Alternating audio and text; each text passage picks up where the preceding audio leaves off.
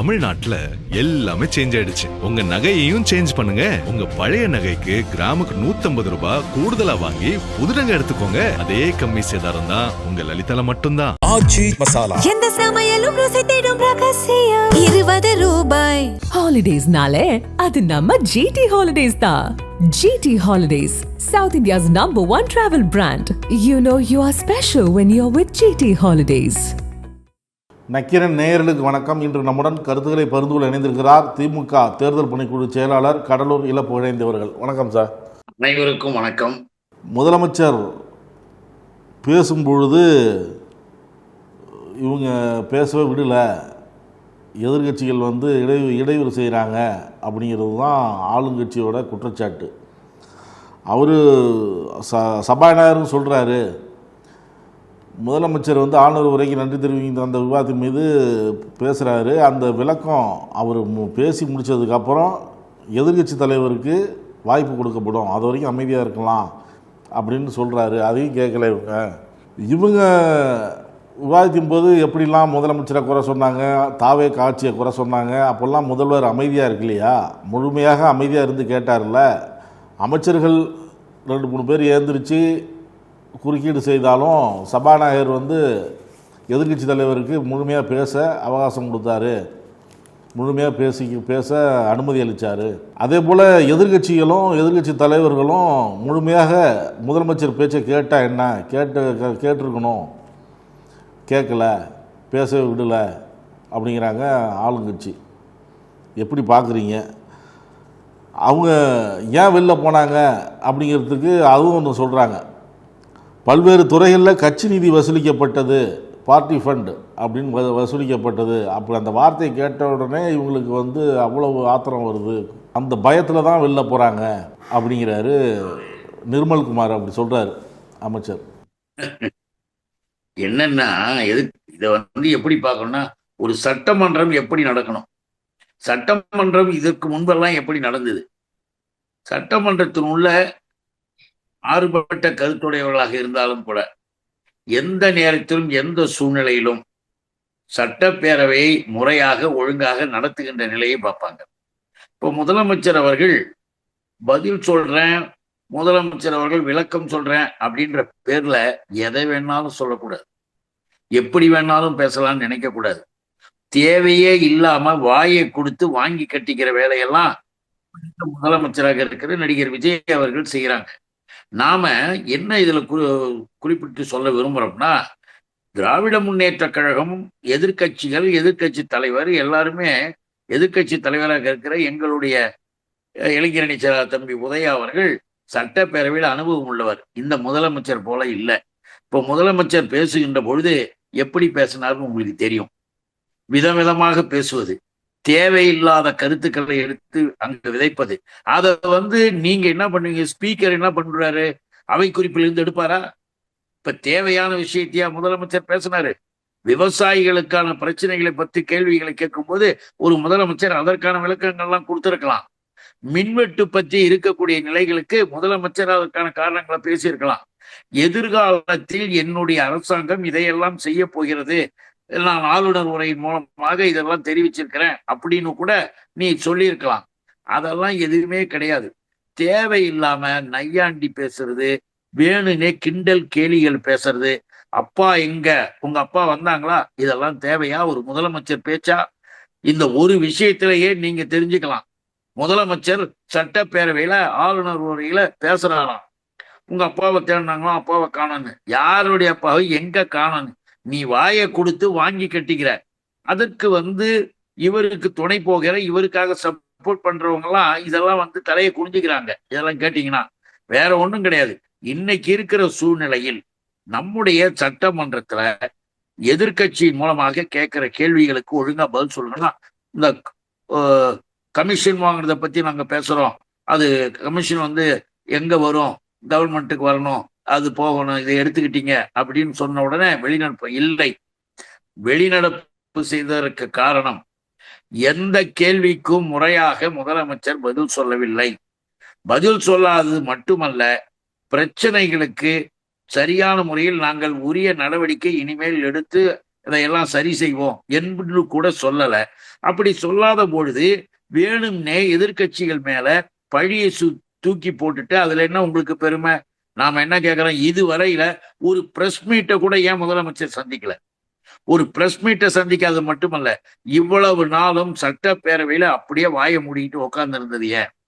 அப்படியே அமைதியா உட்கார்ந்து இருந்தாரா? நிர்மல்குமார் என்ன சொல்றாரு, ஒவ்வொரு தலைவருக்கும் ஒவ்வொரு பாணி இருக்கு, அது போல முதல்வர் விஜய் வந்து ஒரு பாணி உள்ளது, அதன்படி அவர் பேசுறாரு அப்படிங்கிறாரு.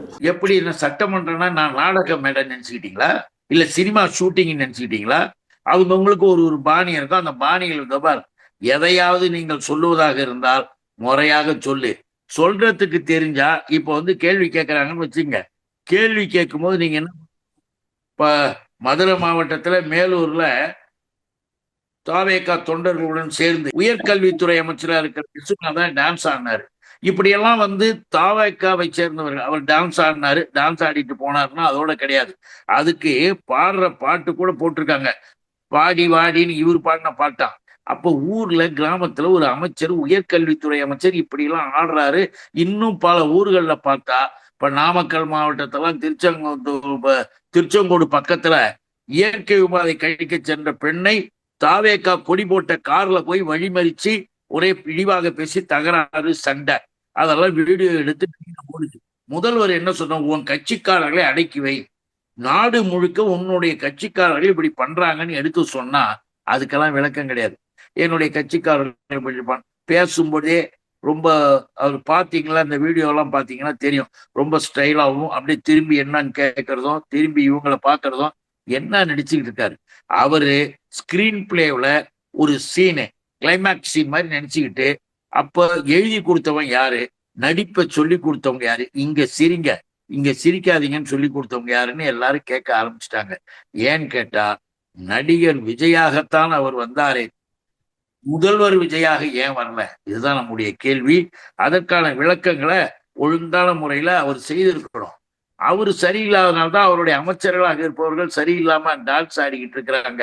இதற்காகத்தான் அவர் திருந்த வேண்டும் நம்ம சொல்றோம், வேற ஒண்ணும் கிடையாது. அதுதான் நீங்க சொல்றதுக்கும் அவர் பதில் சொல்லியிருக்கிறாரு. அதுல நான் ஷூட்டிங்ல இருந்து நேரடியா அரசியலுக்கு வந்த மாதிரி பலரும் பேசுறாங்க, அது ரீல் தான், ரியல் கிடையாது. ஆனா சாதாரண நடிகரா என் பயணம் தொடங்கிச்சு, கடுமையா உழைச்சி தான் இந்த இடத்துக்கு நான் வந்திருக்கேன், மக்களுக்கு நல்லா செஞ்சுட்டு தான் வந்திருக்கிறேன். இதை ஏத்துக்க மாட்டேங்கிறாங்க அவங்க. ஒவ்வொரு வீட்லயும் போனதுக்கு அப்புறம் தான் அரசியலுக்கே வந்திருக்கேன் அப்படிங்கிறார். இதை பேசினா உடனே அவங்க இது புரிந்து புரியாத போல இவங்க இருக்கிறாங்க, தெரிஞ்சும் தெரியாத போல புரிஞ்சும் புரியாத போல இவங்க இருக்கிறாங்க. நடிகர் கட்சி என்று நக்கல் நையாண்டி நீ திமுக தான் பண்றாதா சொல்றாரு. அது எதிர்கட்சிகள் தான் அந்த மாதிரி பண்ணுது. டைலாக் எழுதி கொடுத்தவரு எப்படி சொல்றாரோ அப்படி இவர் பேசிட்டு போறாருன்னு நம்ம சொல்லலாம்.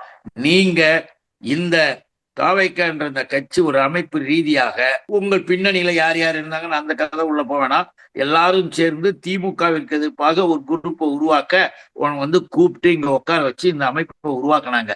அதற்கு முன்பு ஒரே ஒரு நிகழ்வுல ஒரு போராட்டம் பண்ணிருப்பியா? தமிழ்நாட்டு மக்களுக்காக, தமிழ் இனத்திற்காக, தமிழ் மொழிக்காக என்னைக்காவது ஏதாவது பேசியிருக்கீங்களா?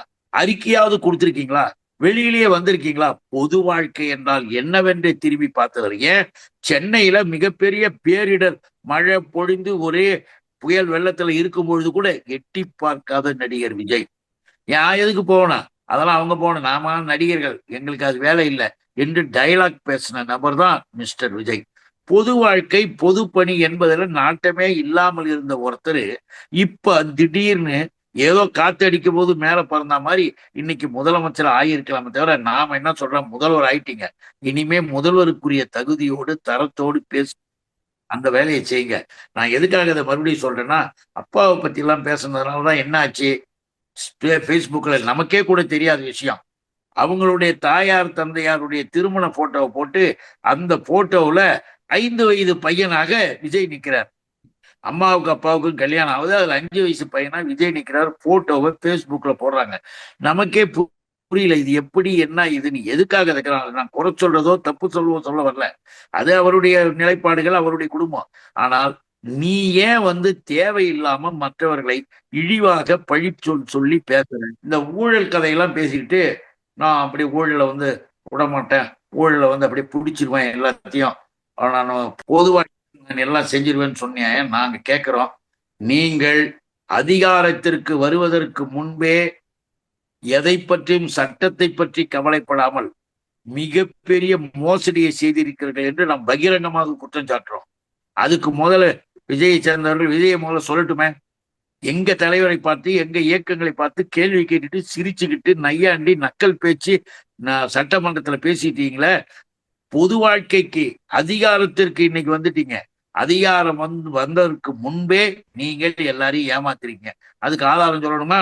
முதல்ல சொல்லணும்னா, நீங்க ஒரு அயல் நாட்டு காரை வாங்கினீங்க. அந்த காருக்கு டாக்ஸ் எல்லாம் ஒழுங்கா கட்டாதனால கோர்ட்ல என்ன பண்ணாங்க? ஹைகோர்ட்ல 1 லட்சம் ரூபாய் ஃபைன் போட்டாங்க. ஏன் இப்ப மத்தவங்க எல்லாம் வாங்கலையா காரு? மத்தவங்க எல்லாம் இது செய்யலையா? ஒரு நல்லவனுக்கு இந்த எண்ணம் வருமா? ஏமாத்தணும்ன்ற எண்ணம் உங்களுக்கு அடிப்படையிலேயே இருக்குது மிஸ்டர் விஜய். அதனாலதான் நாங்க உன்னை கேள்வி கேட்டோம். உங்களை பார்த்து நாங்க பேசுறதுக்கு காரணமே, இப்ப வருமான வரித்துறையில புலின்னு ஒரு படத்தை நடிச்சீங்களா? புலி, அதுக்கு போட்டிருக்காங்க 15 கோடி ரூபாய் வருமான வரி கணக்கு காட்டாமல் ஏமாற்றி இருக்கிறீங்க. 15 கோடி எல்லாம் கேட்கணும். அவருடைய இளைஞர்கள், அவருடைய ரசிகர்கள், அவரை ஆதரிச்ச மக்கள், பொதுமக்கள் எல்லாத்தையும் பாக்குறவங்க கேட்கறவங்க நினைச்சு பார்க்கணும். நீ சாதாரண நடிகனா இருக்கும் என்ன 15 கோடி ரூபாய் ஏமாத்தனா விசாரணையில மாட்டின உடனே கோர்ட்ல 1.5 கோடி ரூபாய் ஃபைன். 1.5 கோடி ஃபைன் அபராதம். பாத்தீங்கல்ல, நீ கணக்கு வழக்குல லட்சம். நீ மற்றவங்களை பார்த்து, பொது வாழ்க்கையில இருக்கிறவங்க பார்த்து கேள்வி கேட்கிற. கேள்வி கேட்கறதுக்கு முந்தி உன்னையே நீ திரும்பி பார்க்கணும். ஒரு விரலால் மற்றவர்களை காட்டும் போது 3 விரல் ஒன்ன காட்டுது. எதுக்கு நாங்க சொல்றோம்னா, பேசிக்கலா நீங்க சரியான நபராக இல்லைன்றதுதான் பொதுமக்களுடைய பார்வைக்கு இன்னைக்கு வெளியில வந்திருக்கு. அது வெளியில வர வச்சதும் உங்களுடைய நடவடிக்கை தான். இப்ப கூட பாருங்க, எல்லாரையும் கேள்வி கேட்டுட்டு சிரிச்சுக்கிட்டு உட்காந்துருக்கீங்களே. டைவர்ஸ் கேஸ்ல உங்களுடைய துணைவியார் கோர்ட்ல போட்டிருக்கிற டைவர்ஸ் பெட்டிஷன் என்ன போட்டிருக்காங்க? என்னை சித்திரவதை செய்கிறார், கொடுமைகள் செய்கிறார், மன ரீதியாக நான் மிகவும் பாதிக்கப்பட்டு விட்டேன், நான் வேதனைப்படுறேன், நான் நினைக்கவே இல்லை இவ்வளவு மோசமா நடந்துக்கிறாரு என்று அவங்க கம்ப்ளைண்ட் பண்றாங்க. அவங்க பெட்டிஷன் போட்டிருக்காங்க, டைவர்ஸ் கேட்கறாங்க. அப்போ உன்னுடைய குடும்ப வாழ்க்கையிலையும் உன் மீது கம்ப்ளைண்ட். பொது வாழ்க்கைக்கு நீ அரசியலுக்கு அதிகாரத்திற்கு வர்றதுக்கு முந்தி உன்னுடைய நடவடிக்கைகளும் பெரிய ஊழல் நிறைந்தது. இன்னைக்கு முதலமைச்சரா ஏறி உட்காந்துட்டீங்கன்னா, சினிமாவில் வரக்கூடிய காட்சிகளை போல உங்களிடம் இருக்கக்கூடிய அந்த நிலைப்பாடுகளை உங்க கூட இருக்கிற கூட்டம் இன்னைக்கு இதை செஞ்சுக்கிட்டு இருக்கு. அமைச்சர்கள் எல்லாருமே இறங்கிட்டாங்க. அதனாலதான் மந்திரிகள்லாம் இறங்கிட்டாங்க. டான்ஸ் ஆடிக்கிட்டு போயிட்டு மட்டுமல்ல, 10 ரூபாய் வாங்கினாங்க பாட்டுன்னு சொல்லிட்டு இப்ப 20 ரூபாய் வாங்கிட்டு இருக்கிறது. நீங்க இந்த நியாயங்கள் பேசுவது 40 நாளுக்குள்ள தமிழ்நாட்டை நாசமாக்கக்கூடிய வேலைகளில் முதலமைச்சர் நடிகர் விஜய் இறங்கி இருப்பது சட்டப்பேரவை ஆளுநர் உரை நிகழ்வின் மூலமாகவே இவருடைய யோகியதை அம்பலப்படுத்தப்பட்டு விட்டது. தெளிவாக சொல்லணும்னா, தமிழ்த்தாய் வாழ்த்து பாட்ட பிறகு முடிஞ்சு போனது. எல்லாம் முடிஞ்ச பிறகு தேசிய கீதம் பாடுறது. தேசிய கீதத்துக்கு ஒரு மரியாதை தமிழ்நாட்டுல. ஃபைனலா எந்த நிகழ்வாக இருந்தாலும் எல்லாரும் எழுந்து நிற்போம். எழுந்து நின்று சல்யூட் பண்ணிட்டு முடிச்சுட்டு போவாங்க. அது தேசிய கீதத்திற்கு மரியாதை, ஒரு கௌரவ அந்தஸ்து கொடுத்தது. ஆனா இவனுங்க செஞ்ச வேலை என்னாச்சுன்னா, பிஜேபி RSS கூட சேர்ந்துக்கிட்டு, உண்மையை சொல்லணும்னா RSS பிஜேபிக்கு இந்த தேசிய கீதமே பிடிக்காது. அவர்கள் ஏற்றுக்கொண்டதே கிடையாது. இந்த தேசிய கீதத்தை அறிமுகப்படுத்தும் போது கூட இது நாங்க ஒத்துக்க மாட்டோம்னு சொல்லிட்டு வேறுபாட்டு பாடியவர்கள் தான் RSS காரர்கள். அந்த RSS காரர்கள் இன்னைக்கு நம்ம கிட்டே தேசிய கீதத்தை பத்தி பேசிட்டு இருக்காங்க. அவங்களுடைய குரலாக நடிகர் விஜய் இப்ப மாறி இருக்காரு. அதனாலதான் கேட்டாங்க, நம்முடைய எதிர்கட்சி தலைவரும் கேட்டாரு. சட்டம் ஒழுங்கை பற்றி பேசுகிறாங்க, பெண்கள் பாதுகாப்பை குறித்து பேசுகிறாங்க. சட்டம் ஒழுங்கை சரியாக இருக்கணும் என்பதில் மாற்று கருத்து இல்லை. பெண்கள் பாதிக்கப்படுவதை யாரும் சகித்து கொள்ள முடியாது. இந்த சட்டம் ஒழுங்கு சரியில்லாததோ, பெண்கள் மற்றும் குழந்தைகளுக்கு எதிரான வன்முறைகள் ஏதோ 10ஆம் தேதிக்கு அப்புறம் தான் நடந்தது மாதிரி பேசுகிறாங்க. பல ஆண்டுகளாக கண்டுகொள்ளாமல் இருந்ததுடைய விளைவு தான் இது அப்படிங்கிறார். இது பற்றி எதிர்கட்சிகள் கேள்வி எழுப்புவது அக்கறையாக தெரியலையா? அவதூறு அரசியலாகவே தெரியுது. அதாவது அவதூறு அரசியலாக தெரியுதுங்கிறார். 10ஆம் தேதிக்கு மேலே தான் இந்த பிரச்சனை வந்ததா? அதுக்கு முன்னாடியே இந்த பிரச்சனை இல்லையா? பல ஆண்டுகளாக இது சரி செய்யலை அப்படி குற்றச்சாட்டை வைக்கிறாரு. 9 மாதமாக தமிழகத்தில் சட்டம் ஒழுங்கு டிஜிபி நியமிக்கப்படல. அதை கேட்டு நாங்கள் ஓஞ்சி போயிட்டோம். இப்போ போதைப்பொருள் நடமாட்டம் தாறுமாறாக ஓடி இருக்கு. முந்தைய ஆட்சியில் துறை யார்கிட்ட இருந்தது? அவங்களாம் கட்டுப்படுத்தாமல் என்ன பண்ணாங்க? அப்போவே கட்டுப்படுத்தியிருந்தா இப்போ இந்த பிரச்சனை இல்லை. ஏதோ 10ஆம் தேதிக்கு மேலே தான் நாங்கள் ஆட்சிக்கு வந்ததுக்கப்புறம் தான் இதெல்லாம் அப்படியே இவ்வளோ அதிகமாக இருக்கிற மாதிரி பேசுகிறாங்க, அவதூறு அரசியலாக இருக்குது அப்படிங்கிறார். இந்த பதிலே சமாளிக்கிற பதிலாக ஏதோ சாமர்த்தியமாக கூறுற மாதிரி, சாமர்த்தியமாக சமாளிக்கிற விதமாக இதுக்கு முந்தி கிடையாதா, அதுக்கு முந்தி கிடையாதா, அப்ப கிடையாதா, இப்ப கிடையாதா, இதெல்லாம் என்ன பேச்சு? அப்ப கிடையாதா, இப்ப கிடையாது, எப்ப நடந்தாலும் கடுமையான நடவடிக்கையை திராவிட முன்னேற்ற கழக ஆட்சியில் நடத்தியிருக்கோம், எடுத்திருக்கிறோம். உனக்கு இப்ப வேண்டியவங்கள் இருக்கக்கூடியவர்கள் ஆட்சி பொள்ளாச்சியில நடைபெற்ற மாதிரி அனுமதி அளித்து மோசடித்தனம்லாம் எப்பொழுது நடந்ததில்ல, அதையும் பிடித்து தூக்கி போட்டோம். இப்படி உங்களை போன்றவர்கள், நடிகர் விஜய் போன்றவர்களுடைய சினிமாக்கள்ல ஒரு நல்லதாக, நல்ல வாழ்க்கையை பத்தியோ, இளைஞர்களை நல்லவர்களாக உருவாக்குறத பத்தியோ, குடிக்காத, நல்லது கிடையாது, குடிக்க கூடாது அப்படின்லாம் சொல்றது பத்தி அறிவுரையே கிடையாது. தகுதியான நல்ல வாழ்க்கை வாழ்ங்கப்பான்னு சொல்றது கிடையாது. ஆட்டம் பாட்டம் அவர்களுக்கு காம உணர்வை தூண்டுகின்ற விதமாக பாடல்கள்லாம் ஆடிக்கிட்டு குடிச்சிட்டு கூத்தாடிட்டு சமூகத்தை கெடுத்த ஒரு நபர் நடிகர் விஜய்.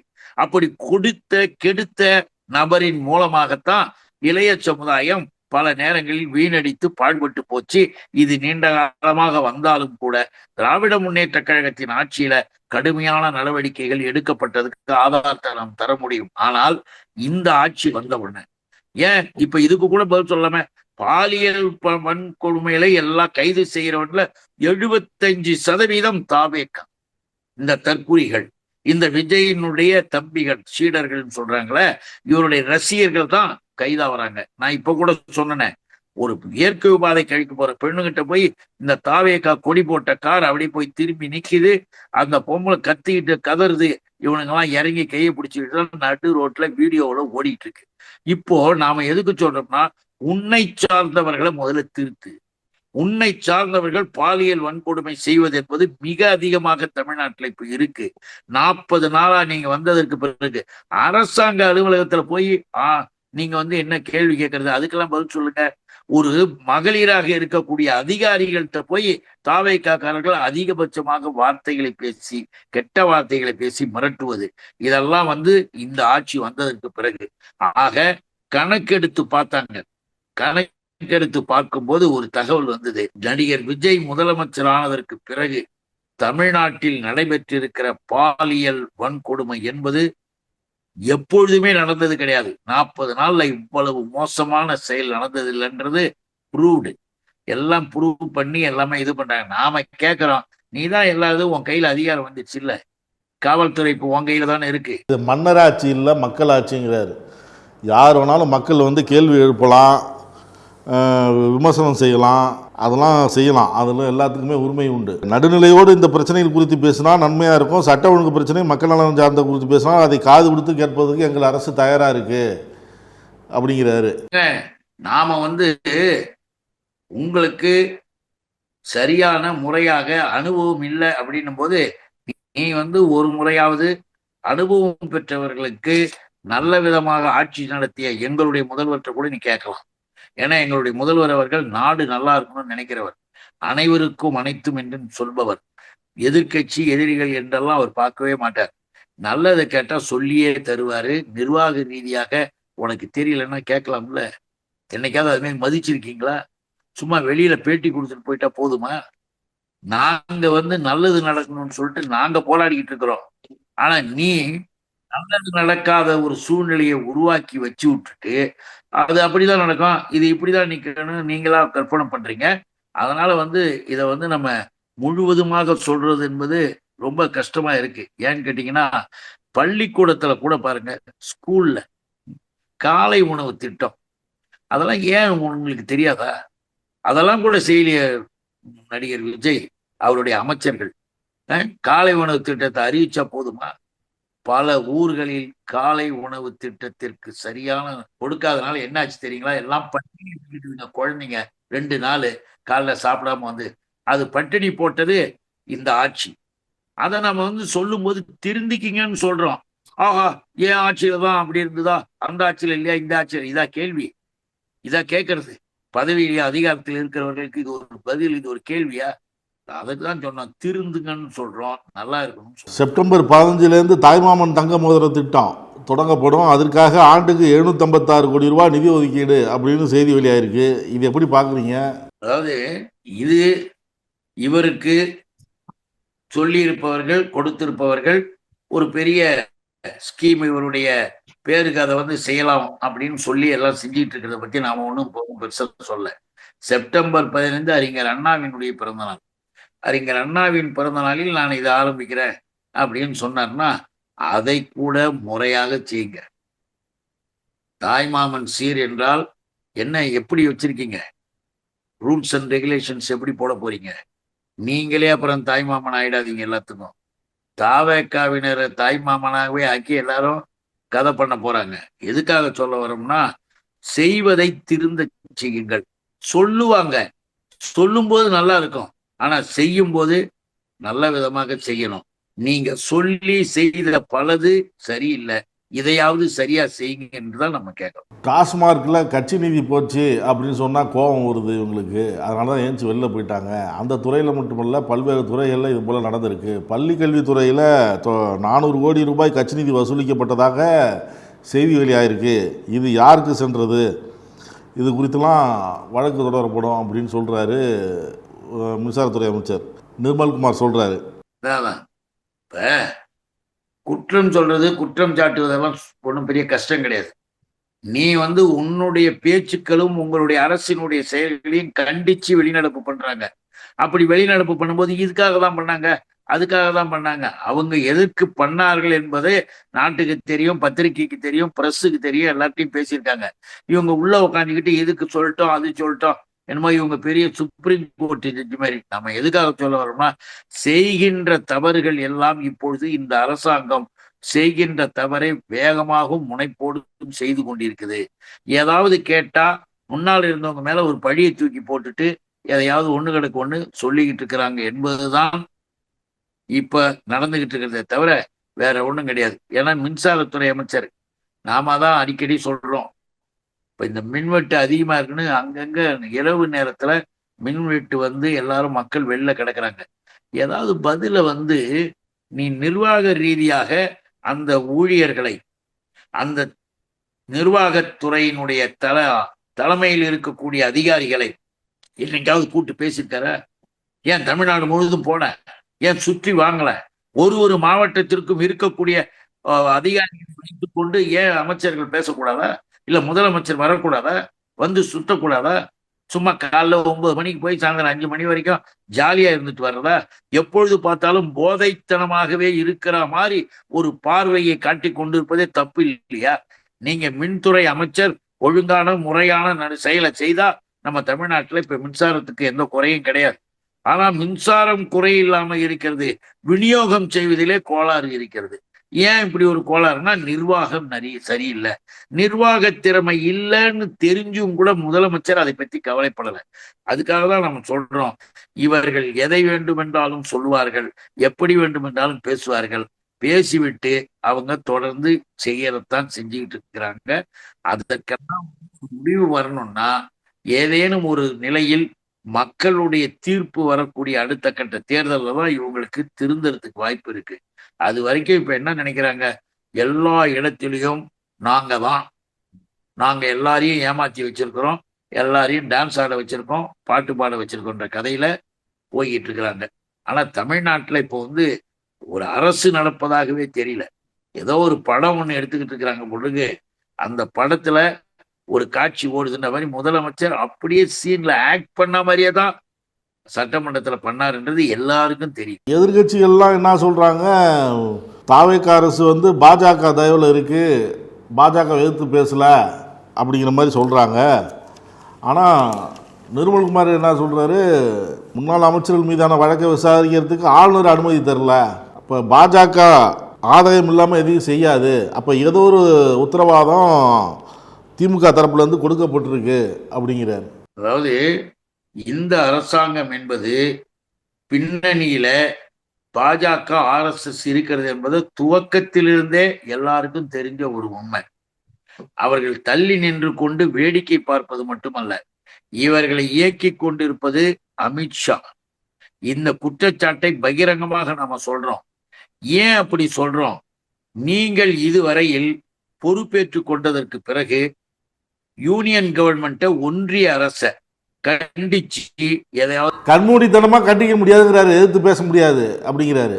கொள்கை எதிரி தான், கொள்கை கொள்கை கொள்கை ரீதியா எதிரி தான், கொள்கை ரீதியா மாறுபட்டு தான் இருக்கிறோம். ஆனால் அதுக்காக கண்மூடித்தனமா தமிழக நலனை தான் நம்ம பார்க்கணும், கண்மூடித்தனமா நம்ம எதிர்த்து பேசிட்டு இருக்க முடியாதுங்கிறாங்க. அதானே நேற்று விஜய் சொன்னார். செய்யாம இருக்கும் பொழுது நீ பேசினீன்னா கண்மூடித்தனமா போய் பேசுறதுன்னு எங்களுக்கு பிடிக்காதுன்னு சொல்லலாம்.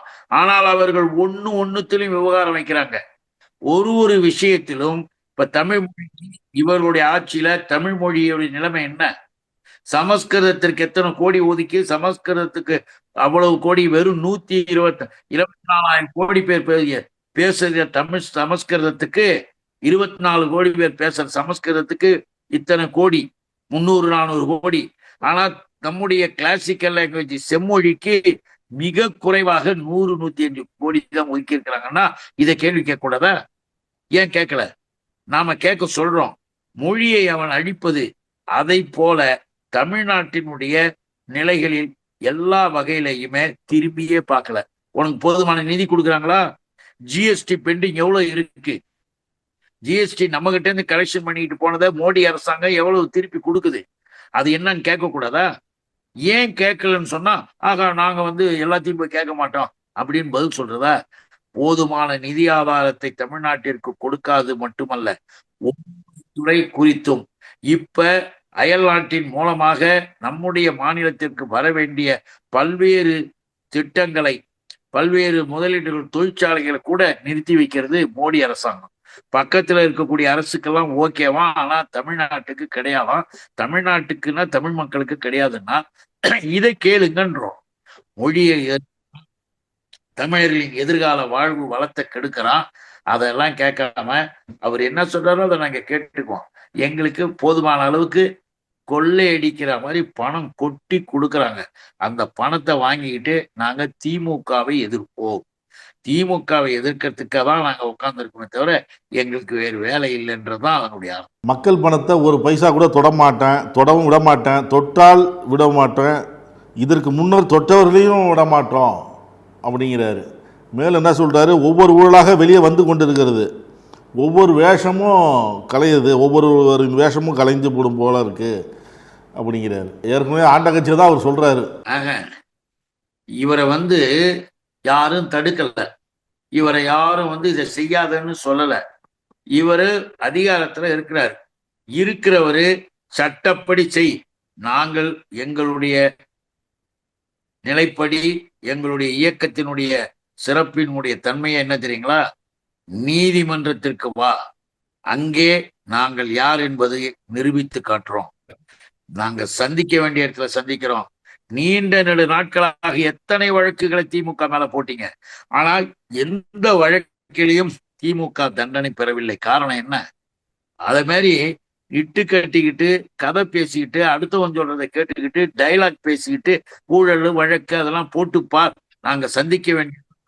ஆனால் நான் மீண்டும் நினைவுபடுத்துறேன், இப்ப கொஞ்ச நேரத்துக்கு முந்தி சொன்னல, எங்களை போய் இப்படி பேசுறிய, எந்த விதத்திலும் அப்பழுக்கு இல்லாம எங்க முத்தமிழறிஞர் கலைஞர் மேல அப்படியே உலகமே பாயற மாதிரி திராவிட இயக்கத்தை அழிக்க வேண்டும் என்று அவர் மீது இல்லாத பழிகள் எல்லாம் போட்டு வழக்கு போட்டாங்க. எந்த வழக்கும் ஒரு நிமிடம் ஒரு சின்ன விஷயம் கூட நிரூபிக்கப்படல.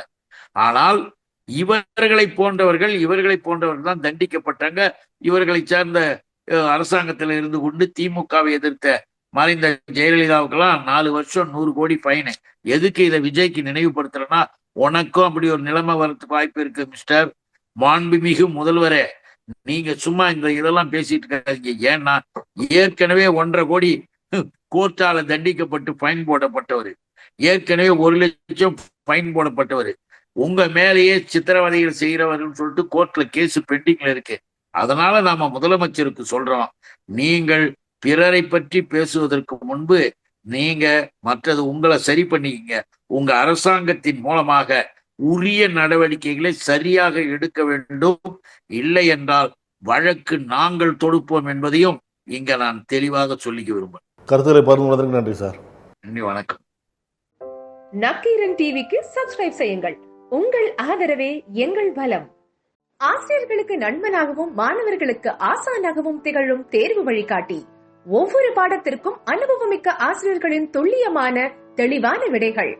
CNC இருக்கு, தேர்வு பயம் எதற்கு? இது தீரன் பப்ளிஷிங் ஹவுஸ் விற்பனை வெளியீடு.